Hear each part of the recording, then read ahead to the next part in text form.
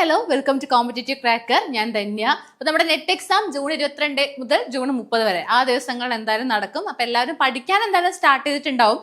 പക്ഷെ പലരും സീരിയസ് ആയിട്ട് പഠിക്കുന്നുണ്ടോ എന്ന് ചോദിച്ചു കഴിഞ്ഞാൽ അവിടെയാണ് ആ ഒരു ക്വസ്റ്റ്യൻ മാർക്ക് വരുന്നത് അല്ലെ. അപ്പൊ ഓൾറെഡി നേരത്തെ തന്നെ പഠിച്ചവർക്ക് ഒരു റിവിഷൻ ആയിട്ട് ഇനിയുള്ള ദിവസങ്ങളെ കണക്കാക്കാം. ഇനി അധികം പഠിക്കാത്തവരൊക്കെ ഉണ്ടെങ്കിൽ ഇനിയുള്ള ദിവസം പഠിക്കേണ്ടത്, അതായത് ഇനി ഒരു 15 ദിവസം മാത്രമേ നമ്മുടെ മുന്നിലുള്ളൂ. സോ ആ 15 ദിവസത്തിൽ നമ്മൾ വേണ്ട കാര്യങ്ങൾ മാത്രം പഠിക്കുക എന്നുള്ളതാണ് ചെയ്യേണ്ടത്. ഞാൻ പേപ്പർ 1നെ കുറിച്ചാണ് ഇപ്പൊ ഈ ഒരു വീഡിയോയിൽ ഡിസ്കസ് ചെയ്യാനായിട്ട് പോകുന്നത്. സോ നമുക്കറിയാം പേപ്പർ 1 എന്ന് പറയുമ്പോൾ 100 മാർക്കാണ്, 50 ക്വസ്റ്റ്യൻസ് ആണുള്ളത്. സോ 50 ക്വസ്റ്റ്യൻസ് എന്ന് പറയുമ്പോൾ ഓരോരോ ഏരിയാസ് അവിടെ സ്പെസിഫൈ ചെയ്തിട്ടുണ്ട് അല്ലെ. ഇന്ന ഏരിയാസ് ഇത്ര ക്വസ്റ്റ്യൻസ് വരും എന്ന് നമുക്ക് കറക്റ്റ് ആയിട്ട് വെയിറ്റേജ് അറിയണം. അതിനനുസരിച്ച് നമ്മുടെ സ്ട്രെങ്ത്തും വീക്ക്നെസ് ഒക്കെ മനസ്സിലാക്കിയിട്ട് കറക്റ്റ് ഫോക്കസ് ഏരിയാസ് മനസ്സിലാക്കിയിട്ട് വേണം ഇനിയുള്ള 15 ദിവസം പ്രിപ്പയർ ചെയ്യാനായിട്ട്. ആൻഡ് അത് മാത്രം പോരാ, നമുക്ക് ക്വസ്റ്റ്യൻസ് ആണെന്നുണ്ടെങ്കിലും, അതായത് ക്വസ്റ്റ്യൻസ് നല്ലതുപോലെ തന്നെ പ്രാക്ടീസ് ചെയ്യണം. അതായത് നന്നായിട്ട് എക്സാംസ് ഒക്കെ എഴുതി നോക്കണം. പിന്നെ പ്രോപ്പർ റിവിഷൻ വേണ്ടവർക്ക് റിവിഷനിലൂടെ പോകണം. അങ്ങനെയാണ് നമ്മൾ ഇനിയുള്ള ദിവസങ്ങളിൽ പ്രിപ്പയർ ചെയ്യേണ്ടത്. അപ്പൊ നമ്മുടെ CCL ഇപ്പോൾ 15 ഡേയ്സിന്റെ ഫൈനൽ റാപ്പിഡ് റിവിഷൻ ബാച്ച് നമ്മൾ ആരംഭിച്ചിട്ടുണ്ട്. സോ 15 ദിവസം നമ്മൾ എങ്ങനെയാണ് കുട്ടികൾക്ക് പഠിക്കാനായിട്ട് കൊടുക്കുന്നത്. അപ്പൊ ഈ 15 ദിവസം എന്ന് പറയുമ്പോൾ ഓരോ ദിവസവും നമ്മൾ 3 മണിക്കൂറുടെ ലൈവ് സെഷൻസ് ആണ്. ഓരോ ദിവസവും 3 മണിക്കൂറുടെ ലൈവ് സെഷൻസ് ആണ്. അങ്ങനെ ടോട്ടല് 15 ദിവസം എന്ന് പറയുമ്പോൾ മൊത്തം 45 മണിക്കൂർ ലൈവ് സെഷൻസ് ആണ് നമുക്ക് കിട്ടുന്നത്. ഓക്കെ, 45 മണിക്കൂറുടെ ലൈവ് സെഷൻസ് കിട്ടും. അപ്പൊ ഒരു ദിവസം നമ്മളിപ്പോ സെൽഫ് സ്റ്റഡി ആണെന്നുണ്ടെങ്കിൽ ഞാൻ ഒരു ഡിഫറൻസ് നിങ്ങൾക്ക് പറഞ്ഞുതരാം. അതായത് സെൽഫ് സ്റ്റഡി ആണെന്നുണ്ടെങ്കിൽ നമ്മൾ ചിലപ്പോ ഒരു ദിവസം നമ്മളെല്ലാം കണ്ടെത്തി പഠിക്കണം അല്ലെ. അതായത് ഓൾറെഡി നേരത്തെ പഠിച്ചു വെച്ചിട്ട് ചിലപ്പോൾ അതിന്റെ ഷോർട്ട് നോട്ട്സും കാര്യങ്ങളൊക്കെ ഉണ്ടാവും. പക്ഷെ ഒരു റിവിഷനിലോട്ട് കടക്കുമ്പോൾ അല്ലെങ്കിൽ ഇപ്പൊ പഠിക്കുന്നവരെ സംബന്ധിച്ചിടത്തോളം അവർക്ക് എല്ലാം കളക്ട് ചെയ്തിട്ട് വേണം പഠിക്കാനായിട്ട്. അപ്പൊ അങ്ങനെ ആവുന്ന സമയത്ത് നമുക്ക് ഒരു ദിവസം ഒരു 6-7 മണിക്കൂർ പഠിക്കേണ്ടതാണ്. നമ്മളിവിടെ ഈ ഒരു ലൈവ് സെഷൻസ്, അതായത് ഒരു ദിവസത്തെ വെറും 3 മണിക്കൂർ ലൈവ് സെഷൻസ് കൊണ്ട് കിട്ടാനായിട്ട് പോകുന്നത്.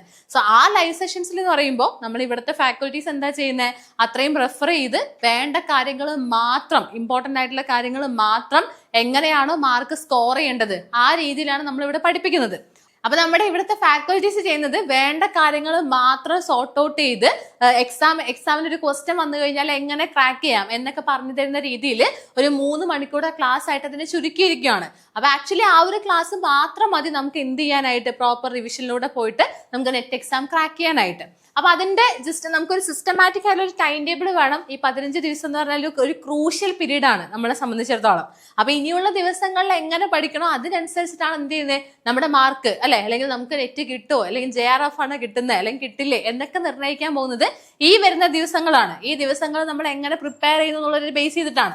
അപ്പൊ ഒരു സിസ്റ്റമാറ്റിക് ആയിട്ടൊരു സ്റ്റഡി പ്ലാൻ നമുക്ക് ആവശ്യമാണ് അല്ലെ. ഒരു സിസ്റ്റമാറ്റിക് ആയിട്ടുള്ള ഒരു സ്റ്റഡി പ്ലാൻ നമുക്ക് ആവശ്യമാണ്.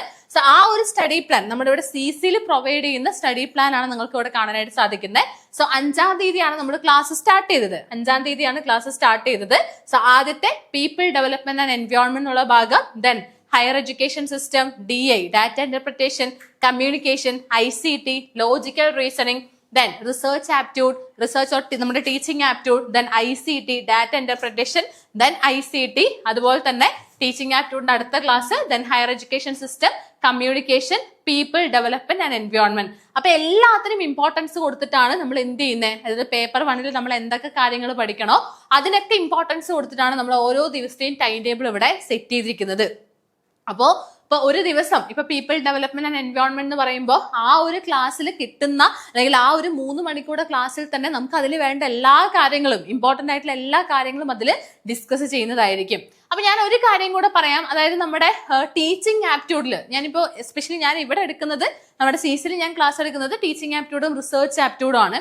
അപ്പൊ അതില് നമ്മളിപ്പോ ഞാൻ പറയുകയാണെന്നുണ്ടെങ്കിൽ ഞാൻ എങ്ങനെയാണ് ഇപ്പൊ കുട്ടികൾക്ക് പഠിപ്പിച്ചു കൊടുക്കാന്ന് വെച്ചാൽ, ടീച്ചിങ് ആപ്റ്റ്യൂഡിൽ തന്നെ ഫോക്കസ് ചെയ്യേണ്ട കുറച്ച് ഏരിയാസ് ഉണ്ട്. ഓക്കെ, ടീച്ചിങ് ആപ്റ്റ്യൂഡിൽ ഒരിക്കലും സ്കിപ്പ് ചെയ്യാൻ പറ്റാത്ത അല്ലെങ്കിൽ ഫോക്കസ് ചെയ്യേണ്ട കുറച്ച് ഏരിയാസ് ഉണ്ട്. അപ്പൊ അത് പറഞ്ഞു കൊടുക്കുകയും അല്ലെങ്കിൽ ആദ്യത്തെ ക്വസ്റ്റ്യൻസ് എന്തായാലും അവിടെ ഡിസ്കസ് ചെയ്യുകയാണ് ചെയ്യുന്നത്. ഇപ്പൊ ഒരു എക്സാമ്പിൾ പറയുകയാണെങ്കിൽ എപ്പോഴും ക്വസ്റ്റ്യൻ വരുന്ന ഒരു ഏരിയ ആണ് നമ്മുടെ ലെവൽസ് ഓഫ് ടീച്ചിങ് ആയിക്കോട്ടെ. ഓക്കെ, ലെവൽസ് ഓഫ് ടീച്ചിങ്, അതുപോലെ തന്നെ സ്വയം, അതിന്റെ കൂടെ തന്നെ സ്വയം പ്രഭ അല്ലെ, സ്വയം പ്രഭ, ദെൻ ഇപ്പൊ മൂക്ക് എന്നുള്ളതായാലും അല്ലെ, മാസീവ് ഓപ്പൺ ഓൺലൈൻ കോഴ്സ്, അല്ലെങ്കിൽ മൂഡിലായിക്കോട്ടെ, ദെൻ LMS ആയിക്കോട്ടെ, അങ്ങനെയുള്ള ഓൺലൈൻ ആയിട്ടുള്ള കാര്യങ്ങൾ. ഓക്കെ, ഓൺലൈൻ ആയിട്ടുള്ള കാര്യങ്ങൾ, ഓൺലൈൻ കോഴ്സസ്, പിന്നെ അതുപോലെ തന്നെ അതിൽ വരുന്ന കാര്യം ഇനി മെമ്മറിനെ കുറിച്ച് ചോദിക്കാറുണ്ട്.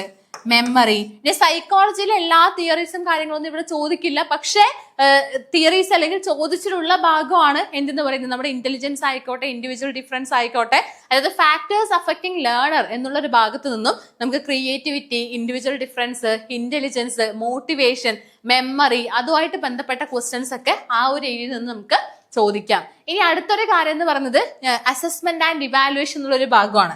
അപ്പൊ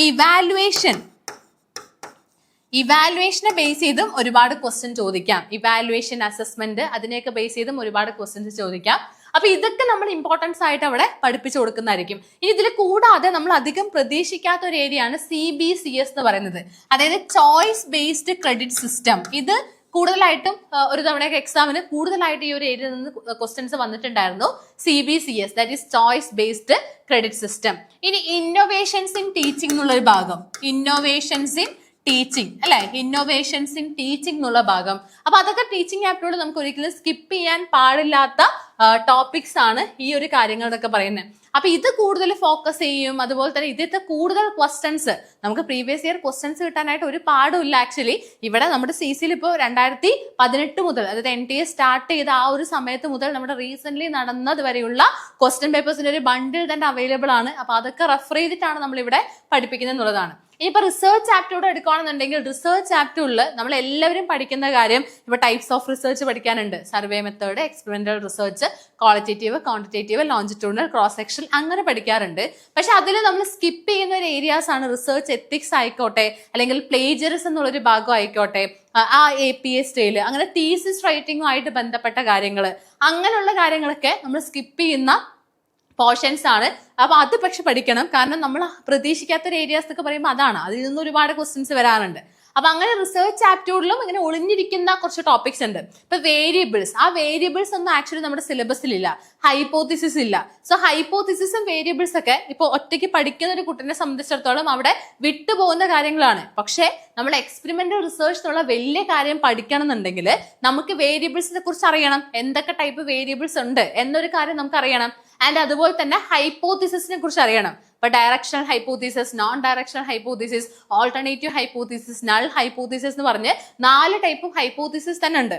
ദെൻ അതിലും പല ടൈപ്പ് ഓഫ് ക്വസ്റ്റ്യൻസ് അതിൽ നിന്നും ചോദിക്കാറുണ്ട്. അപ്പൊ ഹൈപ്പോത്തിസിസ്, വേരിയബിൾസ് ഉള്ള കാര്യമൊക്കെ എന്ത് ചെയ്യണം, മറക്കാതെ തന്നെ പഠിക്കാനായിട്ട് ശ്രമിക്കണം. അപ്പൊ അങ്ങനെ റിസർച്ചിൽ പിന്നെ അവിടെ തന്നെ പഠിക്കാനുള്ളത് ഇപ്പൊ tools and techniques of research ഉണ്ട്.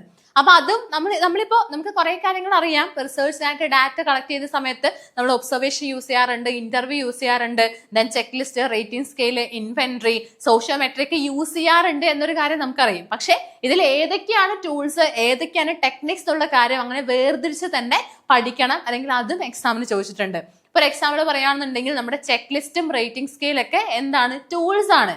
പക്ഷെ ഇന്റർവ്യൂ, ഒബ്സർവേഷൻ, പ്രൊജക്റ്റീവ് ടെക്നിക്സ് എന്നൊക്കെ പറയുന്നത് ടെക്നിക്സ് ആണ്. അപ്പൊ അങ്ങനെ കൃത്യമായിട്ട് നമുക്ക് അതിനെ ഡിഫറൻഷിയേറ്റ് ചെയ്ത് പഠിക്കാനായിട്ട് സാധിക്കണം. അപ്പൊ ഞാനിപ്പോ ആക്ച്വലി എന്റെ ഏരിയ മാത്രമാണ് പറഞ്ഞത്. ഇനി ഇതുപോലെ തന്നെയാണ് നമ്മുടെ ICTയും ഡാറ്റ ഇന്റർപ്രിറ്റേഷനും അതുപോലെ തന്നെ പീപ്പിൾ ഡെവലപ്മെന്റ് ആൻഡ് എൻവയോൺമെന്റ് എന്നുള്ള ഭാഗം, ഹയർ എഡ്യൂക്കേഷൻ സിസ്റ്റം എന്നുള്ള ഭാഗം. ഹയർ എഡ്യൂക്കേഷനിലൊക്കെ നമ്മൾ ഈ NEP 2020 പറ്റിയിട്ടൊക്കെ നന്നായിട്ട് തന്നെ പഠിക്കേണ്ടതായിട്ടുണ്ട്.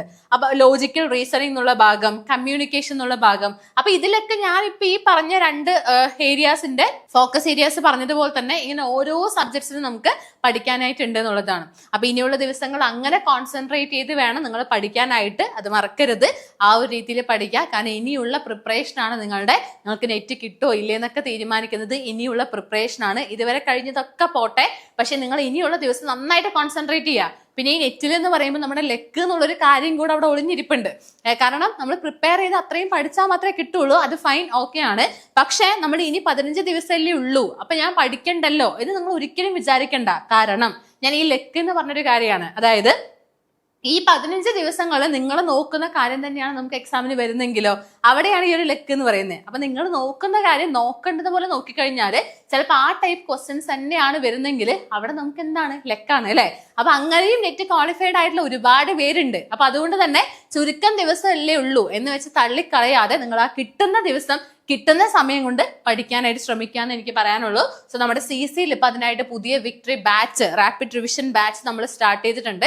സോ നിങ്ങൾക്ക് ജോയിൻ ചെയ്യാൻ ആഗ്രഹിക്കുന്നവർ ഈ ഒരു നമ്പറിലോട്ട് നിങ്ങൾക്ക് കോൺടാക്ട് ചെയ്താൽ മതി. 8086881144 എന്നൊരു നമ്പറിലോട്ട് കോൺടാക്ട് ചെയ്താൽ മതി. സോ അതുപോലെ പഠിച്ച് നെറ്റും JRF ഒക്കെ നേടിയ വ്യക്തികളുടെ അല്ലെങ്കിൽ സ്റ്റുഡൻസിന്റെ ഫോട്ടോസ് ആണ് നിങ്ങൾക്ക് ഇവിടെ കാണാനായിട്ട് സാധിക്കുന്നത്. അപ്പൊ നിങ്ങൾക്കും ഇതുപോലെ ആവാനായിട്ട് സാധിക്കും. വേണ്ടതുപോലെ വേണ്ട സാധനം മാത്രം പഠിച്ചാൽ മതി എന്നുള്ളതാണ് എനിക്ക് പറയാനായിട്ടുള്ളത്. സോ നിങ്ങൾക്ക് എന്തെങ്കിലും ഡൗട്ടോ കാര്യങ്ങളൊക്കെ ഉണ്ടെങ്കിൽ വീഡിയോന് താഴെ കമന്റ് ചെയ്യാം. So that's all from this session. Thank you.